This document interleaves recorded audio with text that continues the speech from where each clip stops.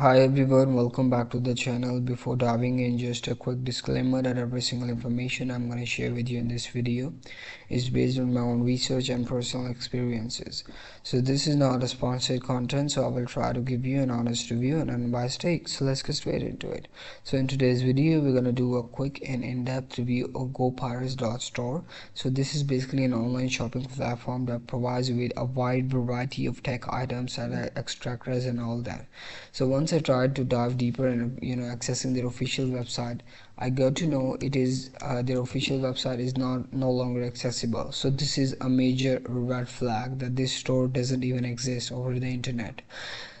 And then once I tried searching for their reviews on the Trustpilot, I got to know it has a very bad rating of 1.5 out of 5 stars, which is based on 29 reviews, which means a lot of people have actually got scammed from this store.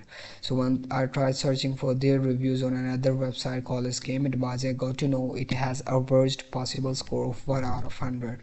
So I think based on these reviews and information available on internet, this store is pretty much a scam and you should avoid purchasing item from this store if you can access it. So I hope this review was helpful for you. Thank you so much for watching the video and hope to see you in the next one. Goodbye.